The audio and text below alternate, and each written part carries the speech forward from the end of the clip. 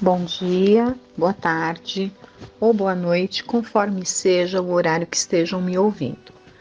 Dando sequência à série de palestras promovidas pela Casa de Fabiano, hoje estamos aqui, vamos fazer uma leitura desse livro Nas Pegadas do Mestre, ainda nesse clima de festividades de final de ano, onde passamos pelo Natal, sempre durante o mês de dezembro ali, nos lembrando do nascimento de Jesus, na data em que é comemorada aqui na Terra, né? A virada do ano, um novo ano que começa, e de que forma que a gente deve procurar iniciar o nosso ano, sempre trazendo, continuando, né? Jesus assim muito vivo na nossa memória. Então a gente vai continuar tratando de temas assim que nos remetam a Jesus, para que a gente realmente consiga ter aí um bom ânimo para esse ano de 2024 que chega, sempre ali tendo Jesus, né, como nosso mestre, como nosso guia, como nosso porto seguro. E então a gente vai continuar aqui estudando a Jesus para que a gente se firme, né, nele, para que o ano transcorra da melhor forma, fortalecidos no cristianismo. Então hoje eu trago para nós uma leitura desse livro, Nas Pegadas do Mestre, de Vinícius, e é o primeiro capítulo desse livro, né? Logo após o prefácio, tem esse texto de Vinícius falando da origem do cristianismo. Então eu vou fazer essa leitura rica para nós, tá? Então vamos lá. Origem do cristianismo. Vendo Deus os homens se hostilizarem numa vida de egoísmo, uns amontoando haveres, outros sucumbindo rotos e famintos, uns governando como tiranos, outros obedecendo como escravos. Então era esse o panorama que Deus via aqui a humanidade, né? Então aí o que fez Deus? Chamou Jesus e disse-lhe: Filho bem-amado, vai à terra e dize àquela gente que eles são todos irmãos, filhos meus, criados por mim, que tendo reservado a todos igual destino, que tenho reservado a todos igual destino. Ensina-lhes que minha lei é amor. Esforça-te por fazê-los compreender essa lei. Exemplifica do melhor modo possível, ainda mesmo com o sacrifício da tua parte. Faço empenho que o egoísmo desmedido que impera no coração do homem seja substituído pelo amor. Então essa é a vontade de Deus. Ele quer que o egoísmo desmedido que impera seja substituído pelo amor, né? Essa é a vontade de Deus. Sei que isto é difícil, que vai custar muito, mas não importa, minha vontade é essa. Tu serás a encarnação do meu verbo.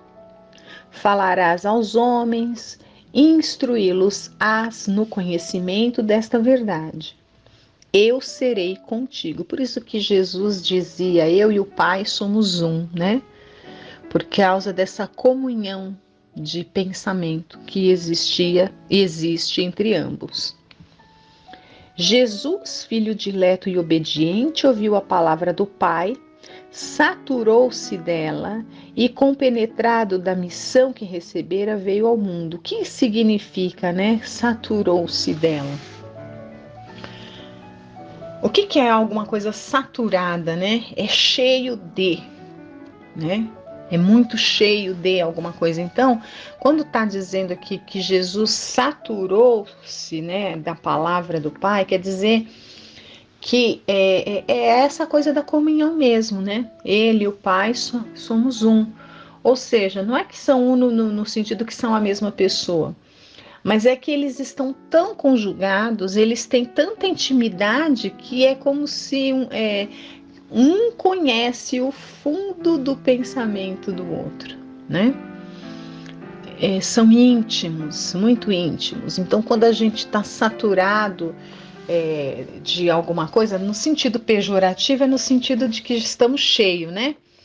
Mas aqui não é nesse sentido pejorativo, é no sentido de estar cheio, de ter muito, de ter em abundância. Então, o conhecimento que Jesus tinha da palavra de Deus era saturado, porque era um conhecimento muito. Ele tinha bastante, vasto, né, conhecimento. Então, vamos lá. Nasceu num estábulo para mostrar em que desprezo tinha as estultas vaidades deste meio. Cresceu, fez-se homem e deu início ao cumprimento da ordem recebida. Começou a instruir a humanidade. Pregava nas praças públicas, nas praias do mar, nas ruas, onde quer que se reunisse o povo. Percorria cidades, vilas e aldeias, anunciando e exemplificando a lei do amor. Dizia, dentre outras coisas: homens, vós sois irmãos, amai-vos mutuamente, pois em tal se resume a única e verdadeira religião. A vossa sociedade está dividida, há entre vós separações profundas. Uns dispõem do poder com tirania, outros se submetem como servos. O grande oprime o pequeno, o fraco é esmagado pelo forte. Para os ricos, todas as regalias, todos os privilégios. Para os pobres, trabalhos e angústias. Tendes concentrado toda a vossa aspiração na posse da terra com seus bens. O egoísmo domina-vos. É necessário que vos reformeis. A existência que ora fruís no mundo passa como uma sombra. É apenas uma oportunidade que o Pai vos concede para conquistardes o futuro brilhante que Ele vos reserva. Aspirai, pois, de preferência aos bens espirituais que o ladrão não rouba e a traça não rói. Tal é a vontade do Pai. Vós o adorais com os lábios, mas não o fazeis com o coração. Deus é espírito e nesse caráter deve ser compreendido. Ele está encarcerado nos templos de pedra, como supõem os judeus em Jerusalém e os samaritanos em Garezim. Mas é espírito que é. Ele se manifesta a todos que invocam seu nome com fé, permanecendo seu mandamento. A estes Deus procura para seus adoradores. Os ritos e cerimônias são coisas vãs, inventadas pelos homens. Então, os ritos, os dogmas, né, não valem nada. Como que nós devemos ir até Deus? Pelo nosso sentimento, né? Não pelas nossas palavras, pelas nossas atitudes. São elas que vão dar o testemunho da nossa transformação íntima. Não é o que a gente fala, é o que a gente faz. Por quê? Porque o que a gente fala sai da nossa boca, sai do nosso cérebro, que às vezes pensa e muitas vezes não pensa coisas muito boas, né? Mas as nossas... e sai também do nosso coração. E o nosso coração, ele precisa estar bem limpo para poder sair coisas boas dele, palavras boas e atitudes boas, né? Agora, as nossas atitudes, elas vão dar testemunho da nossa real condição, né? Então, quando a gente pode falar coisas boas e não sentir coisas boas, né? Mas nós não temos como fazer coisas boas se antes não pensamos e sentimos coisas boas, né? Então, o que conta é a ação, porque é ela que se concretiza, ela que se materializa. As palavras são só palavras, né? As boas palavras, elas vêm sempre acompanhadas de boas ações. Não bastam as boas palavras se elas não vêm acompanhadas de boas ações, porque as palavras, elas somem no ar, né? Quem ouviu, ouviu. Quem não ouviu, não vai ouvir mais, a não ser que se repita. Agora, o exemplo, aquilo que se fez, fica gravado na memória, né? Todo mundo sabe que foi feito. Então, Jesus, ele falou, mas tudo que ele falou, ele exemplificou, e é assim que a gente tem que procurar fazer também. Não basta falar, temos que falar e vivenciar aquilo que estamos falando. Vamos. E enquanto assim ia falando, Jesus curava toda sorte de enfermos que encontrava, inclusive leprosos, cegos de nascença e paralíticos. E tudo fazia por amor. Então, as atitudes de Jesus, né, eram feitas, saía do seu coração. Ele fazia porque ele era, né, o amor encarnado ali. Não recebia nenhuma paga pelos benefícios que prodigamente distribuía.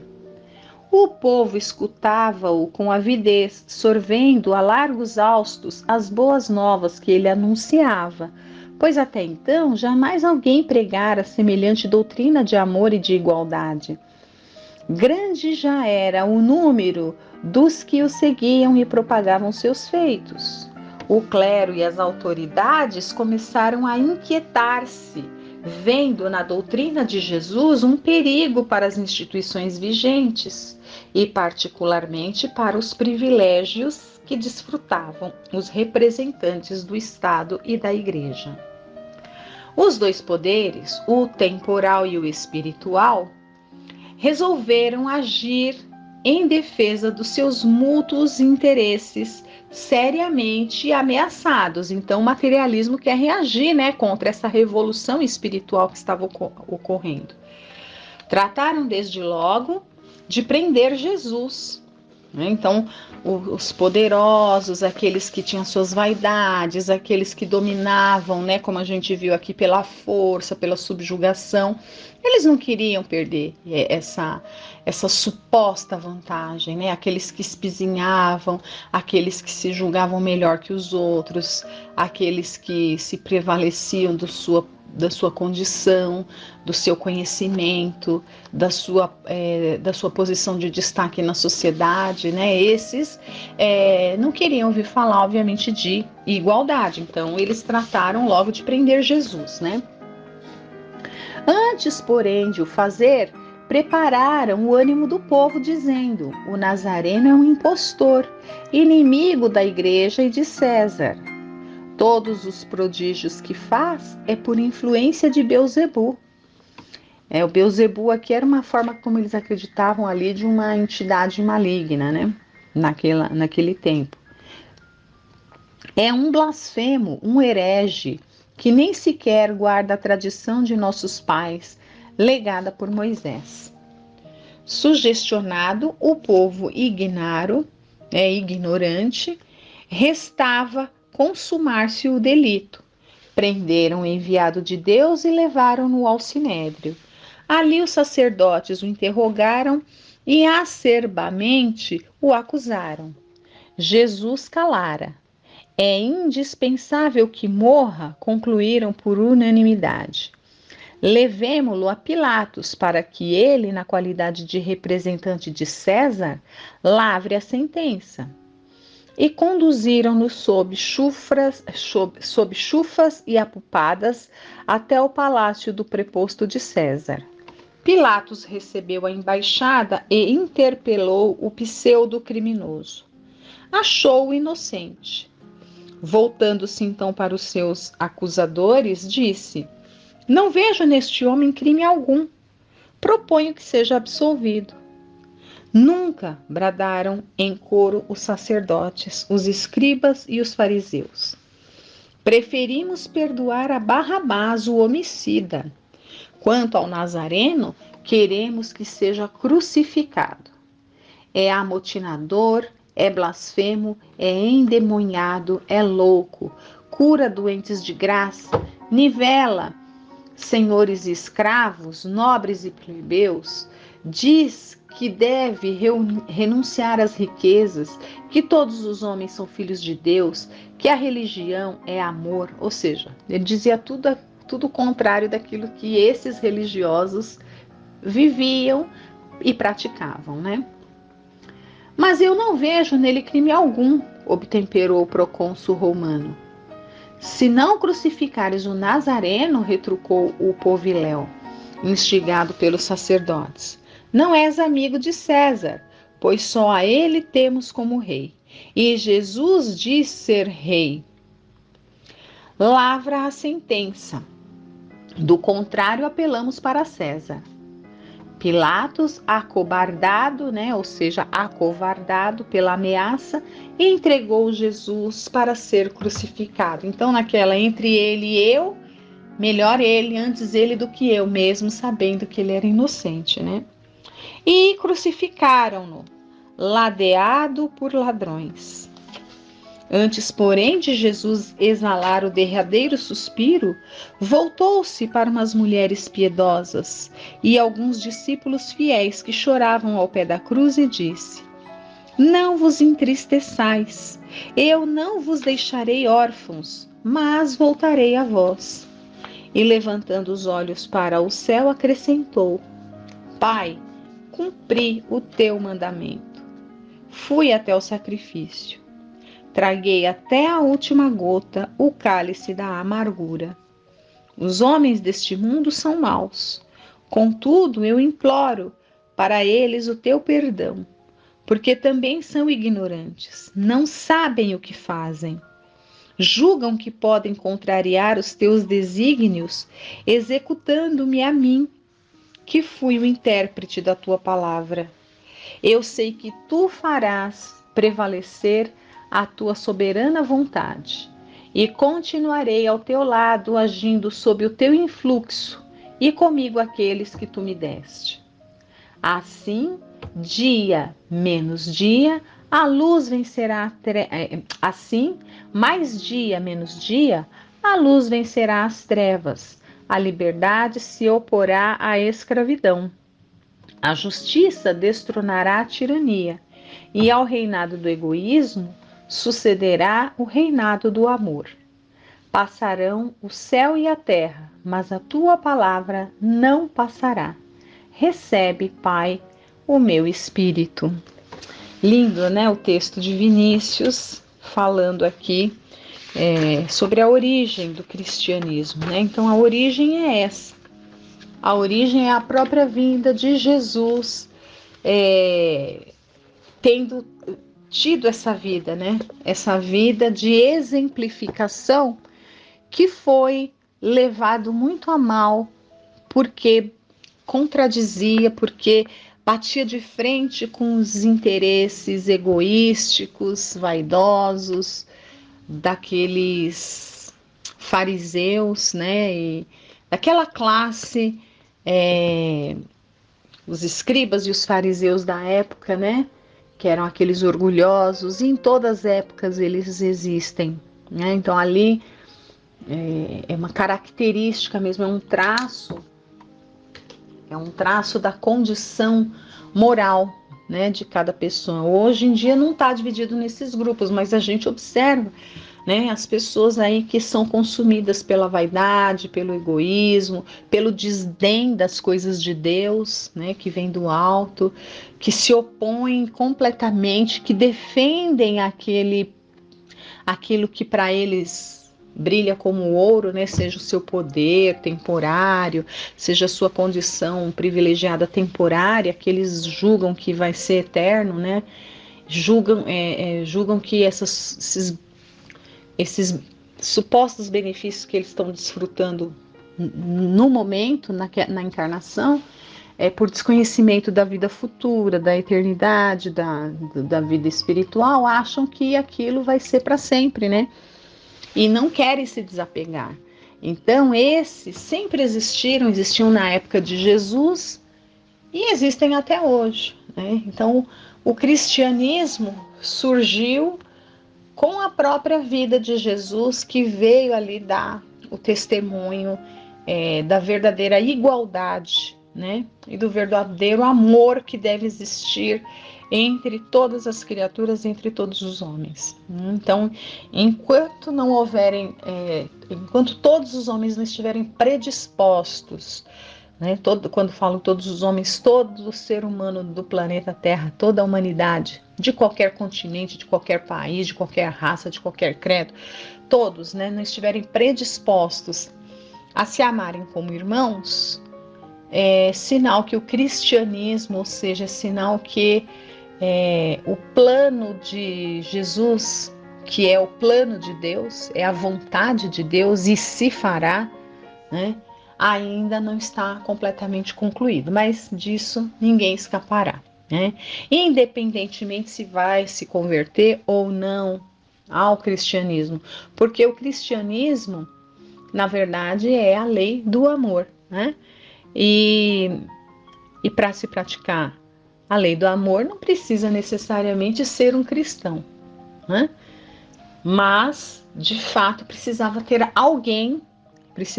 existir alguém que viesse trazer essa lei. E esse alguém foi Jesus, o Cristo. E assim, com essa linda leitura, a gente encerra por hoje, desejando a todos um excelente início de ano e que nós possamos trazer Jesus conosco no nosso dia a dia, pelo ano que está se iniciando, que possamos estar sempre ali sob a égide de Jesus, porque certamente estaremos fazendo a vontade de Deus, o nosso Pai. Muito obrigada, tenha uma boa semana.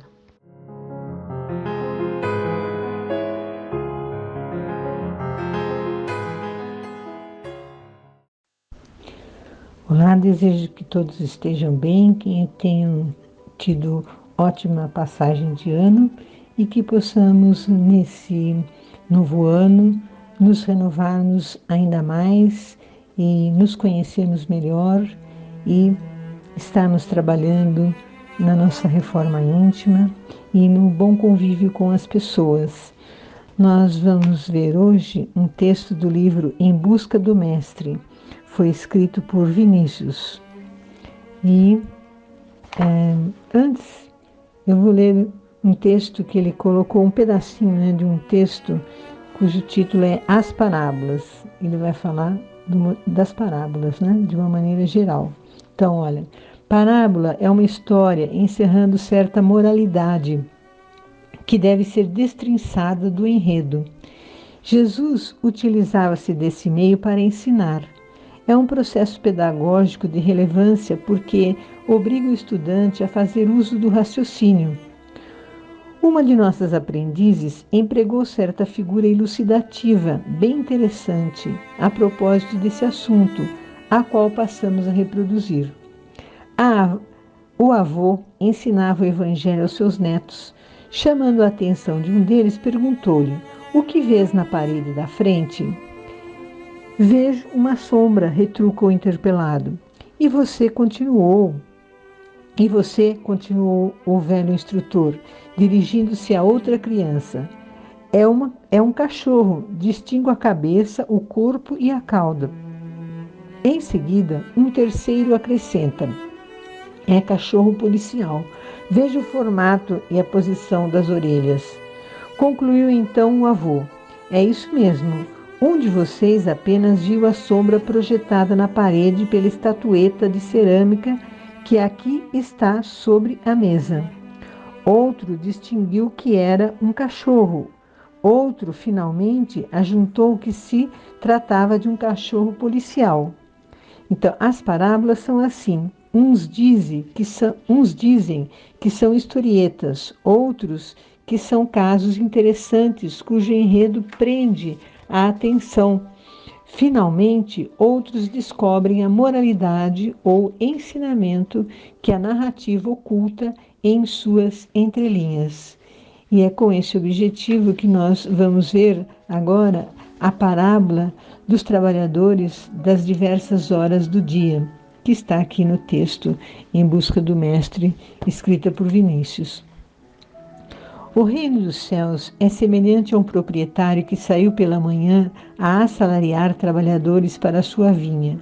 Feito com eles o ajuste de um denário por dia, mandou-os para a vinha. Saindo a hora terceira, viu outros na praça desocupados e disse-lhes: Ide também vós para a minha vinha, e eu vos darei o que for justo. Eles foram. Saiu às horas sexta e nona e fez o mesmo.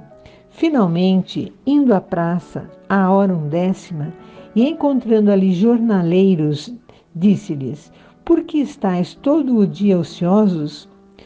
Porque ninguém nos assalariou, e responderam: Ide também vós à minha vinha, e eu vos darei o que for justo. À tarde, chamou o seu mordomo, dando a seguinte ordem: Chama os jornaleiros e paga-lhes o salário, começando pelos últimos e acabando pelos primeiros. Chegaram então os da 11ª hora e perceberam um denário cada um.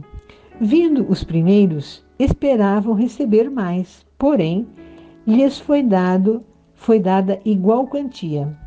Ao receberem-na, murmuraram contra o proprietário, alegando: Estes últimos trabalharam 1 hora e os igualastes a nós que suportamos o calor do dia. Retrucou o proprietário a um deles: Meu amigo, não te faço agravo nem injustiça. Não ajustastes comigo um denário? Toma o que é teu e vai-te embora, pois quero dar a este último tanto quanto a ti.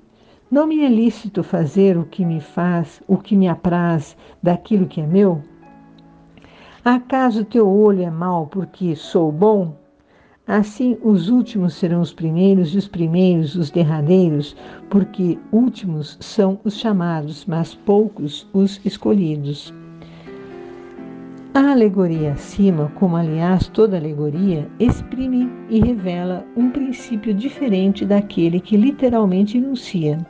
Parece, à primeira vista, haver injustiça da parte daquele proprietário que manda pagar igual salário aos obreiros das diversas horas do dia.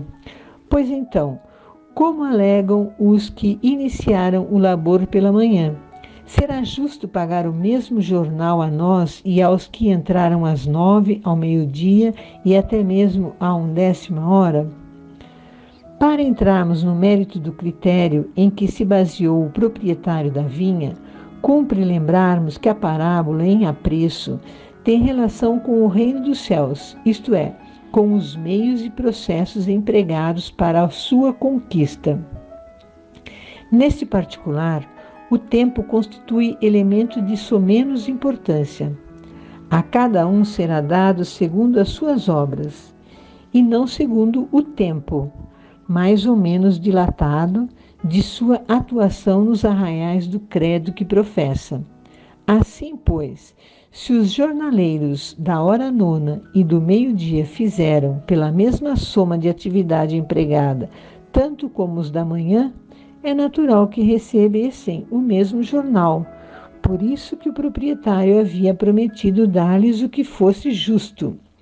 E aos da 11ª hora, seria possível, em tão minguado tempo, fazer o mesmo que os demais? Pelo dedo se conhece o gigante, reza o rifão popular. Que teriam produzido aqueles assalariados ao decurso de 1 hora? Aqui entra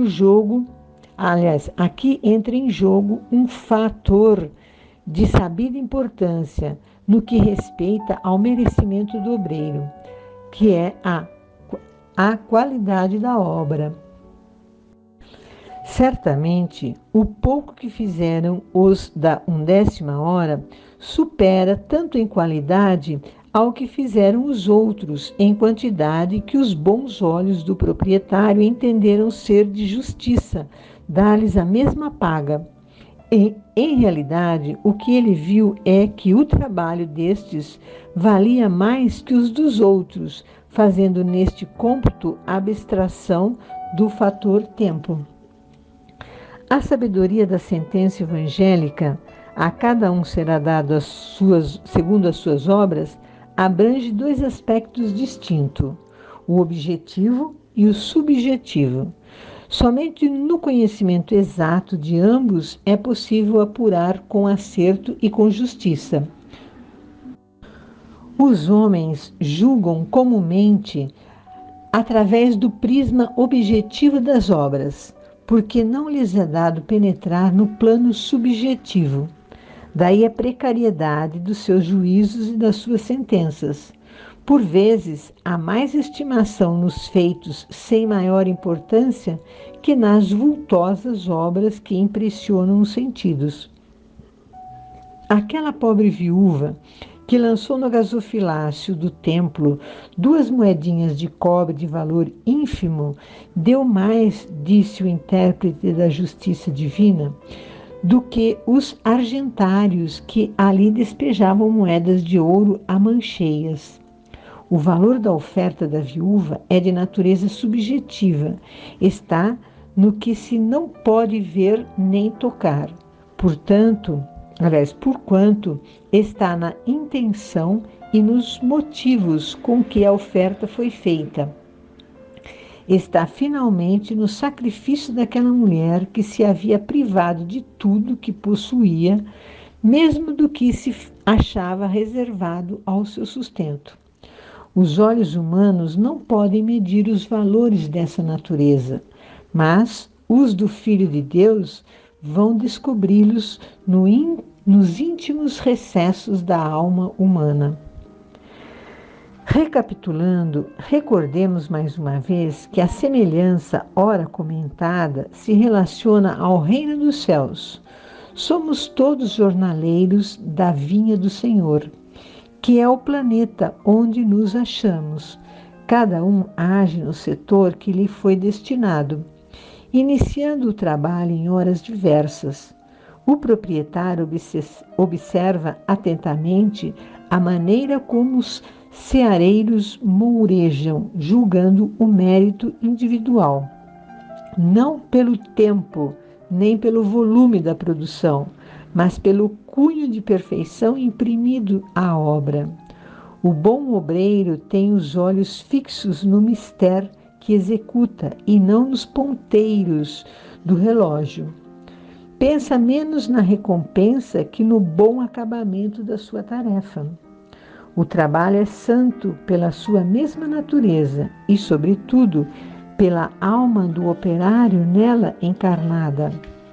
Só canta bem quem canta por amor. Os músculos refletem as vibrações do cérebro e do coração. A inteligência e os sentimentos dirigem as mãos, tanto do humilde operário como as do maior e mais consumado artista. É com o espírito e não com o corpo que se constroem as obras que dignificam e imortalizam seus autores. Nós, portanto, jornaleiros, encontrados ociosos na praça, trabalhemos com simpleza e santidade na vinha do Senhor. Imprimamos em nossos atos aquela naturalidade com que os pássaros gorjeiam e aquela dedicação com que eles fazem os seus ninhos. Não nos preocupemos com o peso e a suntuosidade das nossas obras. Tampouco nos deixemos impressionar com o tempo que temos empregado em produzi-las, e menos ainda com a recompensa presente ou futura. Deus nos dará o que for justo. Confiemos como confiaram os jornaleiros das derradeiras horas, pois os primeiros serão os últimos e os últimos serão os primeiros, porque muitos serão os chamados e poucos os escolhidos. E assim, verificamos que a parábola em apreço encerra a mais bela e excelente apologia da justiça. Essa parábola pode ser também pensada, nas questões da encarnação, Nós estamos nessa encarnação e muitos de nós viveremos um tempo semelhante. Será que é assim? Por exemplo, Todos aqueles que desencarnam aos 80 anos e aqueles que desencarnaram aos 50 anos, serão recebidos no mesmo lugar do plano espiritual. Aqueles que viveram mais irão para planos mais elevados. Certamente não é assim que Deus avalia os méritos de cada um de nós. Aquele que viveu 80 anos pode não ter aproveitado o tempo da encarnação também, tão bem como aquele que esteve encarnado por 50 anos em sua última encarnação. Muitos são os motivos da encarnação, ser mais longa ou curta, com alguns anos de vida ou alguns dias da encarnação. E aquele que viveu pouco tempo pode ter realizado as suas tarefas conforme aquilo que foi pensado, planejado antes da encarnação, e pode ter boas realizações além daquelas planejadas. A pessoa fez tudo o que podia fazer da melhor maneira, procurando o bom convívio com todos, respeitando os limites de cada um e cuidando de vencer, cumprir suas tarefas. Cada um tem o seu tempo na encarnação e o que estamos fazendo com o nosso tempo. O quanto estamos aproveitando para vencer as nossas dificuldades e conquistando méritos. Aproveitemos esse início de ano para refletir sobre o ano que passou e o que precisamos renovar em nossos pensamentos, nossos objetivos e forma de encarar os acontecimentos. Podemos fazer anotações, inclusive, de nossos objetivos e como podemos ser ou como queremos ser, né? Então, eu espero que essas mensagens possam ser úteis para cada um de nós, que possamos estar buscando a elevar cada vez mais os nossos pensamentos, os nossos sentimentos, e que possamos, então, cada vez mais estarmos mais ligados diretamente a esses espíritos amorosos que tudo fazem para que possamos aproveitar melhor as encarnações, para cumprirmos os nossos objetivos pelo qual viemos encarnar aqui na Terra. Valorizemos a nossa vida, porque esses instantes que estão aqui são de grande oportunidade para a nossa existência, para nosso progresso espiritual. Não deixemos de dar importância à vida, né? Ou melhor, dizendo, a vida é muito importante e nós não podemos jogá-la fora com coisas que encurtam a nossa existência. Que todos tenham uma boa semana e um ano cheio de boas realizações.